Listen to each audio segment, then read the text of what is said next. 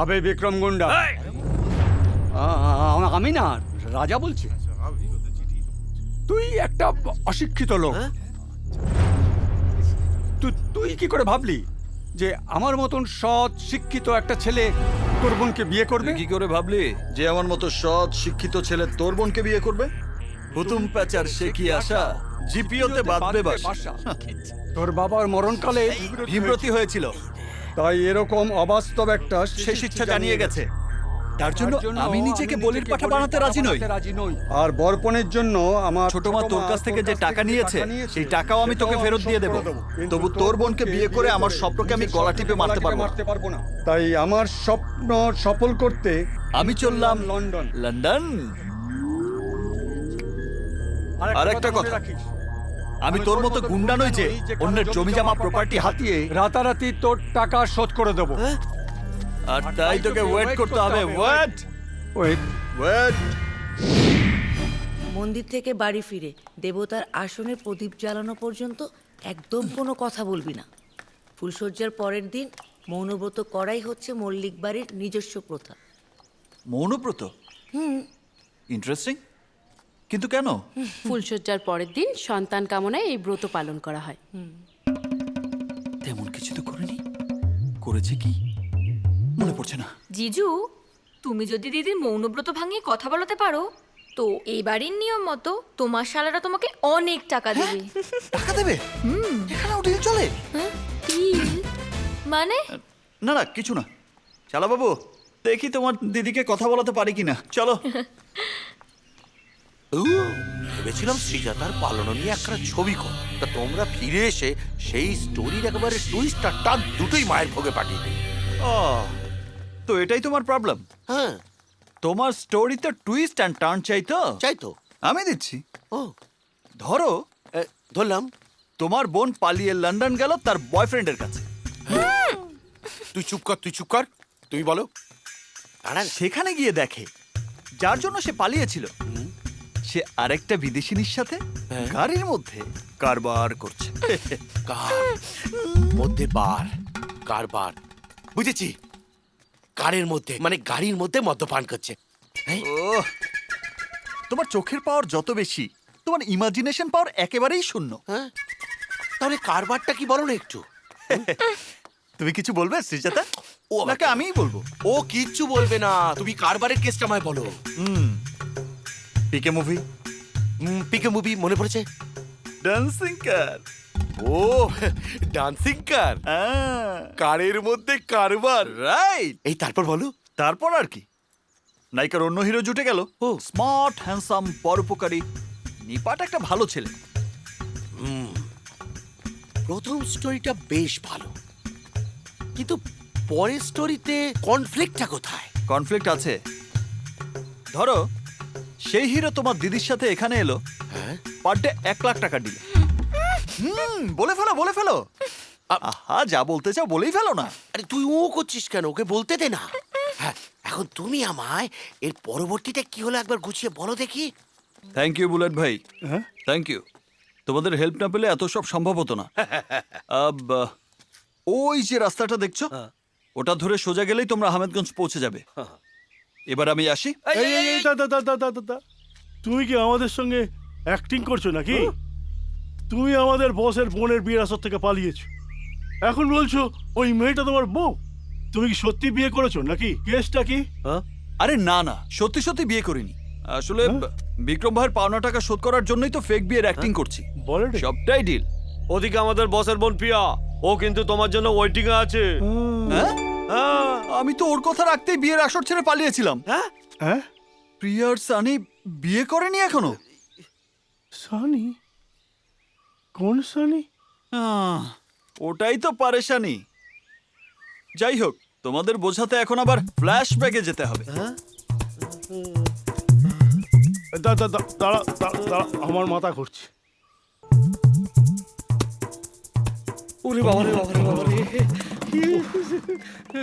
তুমি সত্যি বলছো না ঢপ দিচ্ছ? আমরা কিচ্ছু বুঝতে পারছি না। তুমি সরাসরি বিক্রম ভাইয়ের সঙ্গে কথা বলো, আমরা কোনো রিস্ক নিতে পারবো না। বলবো, তবে এখন না। শ্রীজাতার বোনের বিয়েটা মিটে যাবার পর আমি শ্রীজাতাকে কথা দিয়েছি আর এই রাজা কমিটমেন্ট ফেল করে না। এই বিয়েতে আমরা কি করব? এই কটা দিন তোমরাও বিয়ে বাড়িতে কাটাও, মল্লিক বাড়ির গেস্ট হয়ে, সেটাই বেস্ট হবে। গেস্ট কিন্তু কার? নমস্কার। আমি বুলেট, মানে বুলু চৌধুরী। আগে আমি নেপা, মানে নেপাল মণ্ডল। জামাই, এরা তোমার আত্মীয়?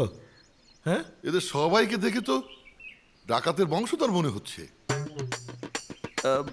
হ্যাঁ, আমার কাকার কাজিনরা দেখতে এমন বলেই তো আজ পর্যন্ত এদের বিয়ে হয়নি।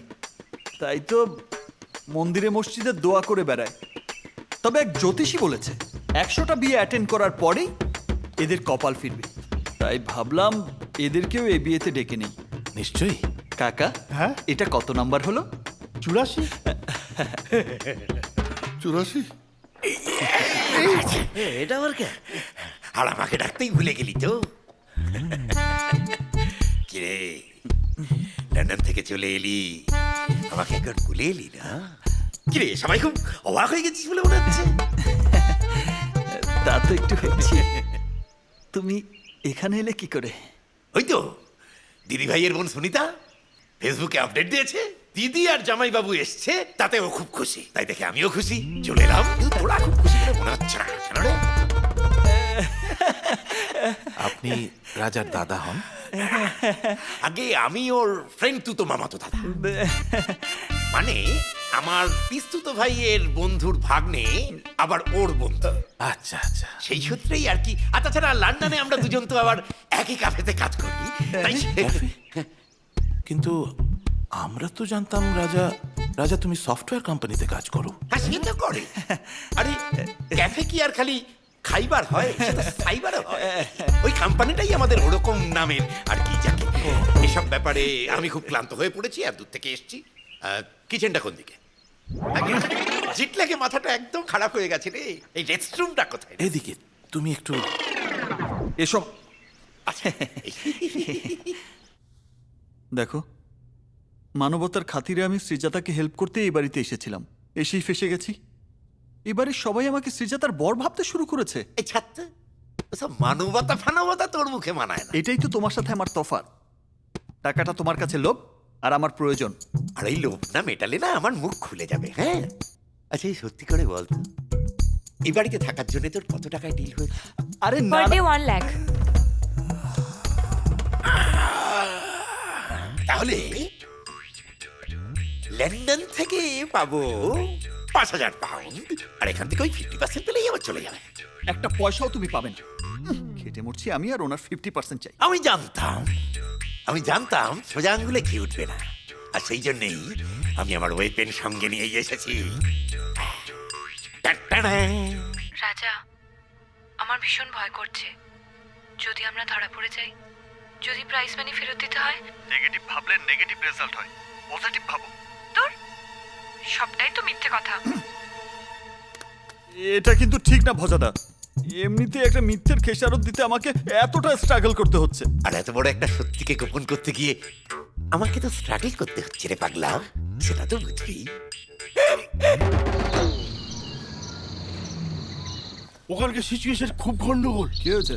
আমাদের বস তোমার ছবি তুলে পাঠাতে বলেছেন, আর এখানকার পাপু মণ্ডলকে, একে যেন ওই কি যেন বলে, তোমাকে তুলে নিয়ে যাওয়ার জন্য সুপারি দেওয়া হয়েছে। বাবু বিক্রম ভাইকে চেনে? না, সরাসরি চেনে না, তবে মিনিস্টারের ফোনে কথা হয়েছে শুনলাম। তাহলে তোমাদের বস বিক্রম ভাইয়ের ছবি পাপ্পুকে পাঠিয়ে দাও। হ্যাঁ, আহা, বিক্রম ভাই তো আর এলাকায় থাকে না। পাপ্পু এবার খুঁজে খুঁজে মরুক, টিকিটাও ছুতে পারবে না। আরে বস, তুমি তো পাপ্পুর লোকেদের সঙ্গে ফাইট করলে, ওরা তো তোমায় চেনে। পাপ্পু জানে আমি মল্লিক বাড়ির জামাই। আরে আমি যে রাজা চৌধুরী সেটা তো আর জানে না। You are genius bro, really genius. 50% হলে দিনের বেলা এসব কি শুরু করেছো ভজাদা? একবার মুড বানিয়ে নিলে না, আমার কাছে ওই দিন রাত্রির ভালো মন্দ সব সমান। যে কথা আমি বলতে পারি না, সে কথা আমার হয়ে বলে দেয়। যেমন যেমন আমার প্রথম পেমেন্টের কিস্তি গেল কোথায়? কিস্তি না খেলে কিস্তি বেরোয় না, না? আমি বলে পেমেন্ট পেলে কত কিছু প্ল্যান করে রেখেছি। কিসের পেমেন্ট? ও এখন কিসের পেমেন্ট বলছে রে? কিসের পেমেন্ট বলে এটা মনে আছে? ল্যাপটপ। ভুলভাল বকছো ভজাদা। ল্যাপটপ, পেমেন্ট, বুঝেছি। তোমার নেশা চড়ে গেছে। কি করে পেগ বানাতে হয় আর কি করে প্লট বানাতে হয় তাই ভজার ভালো করে চালাচ্ছে। এবার কেমন ভাজি শুধু দেখ।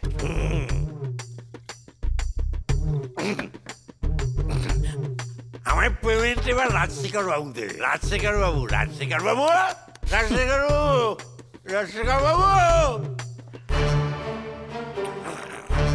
আসুন, দেখুন মুখ আর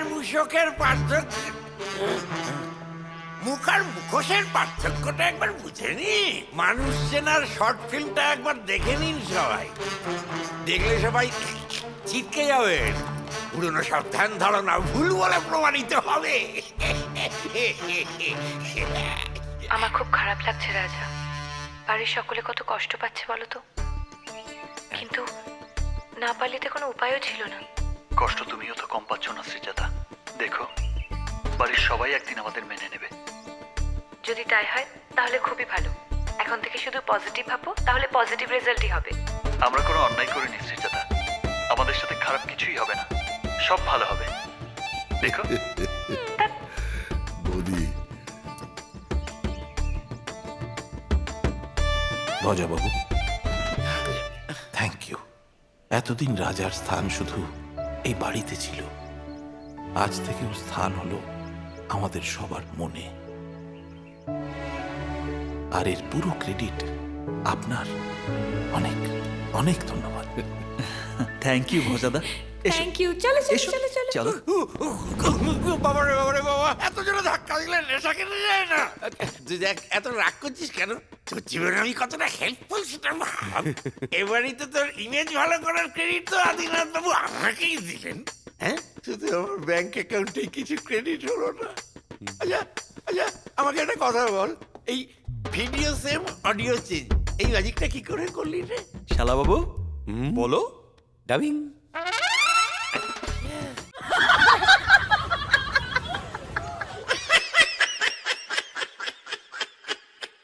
Wow.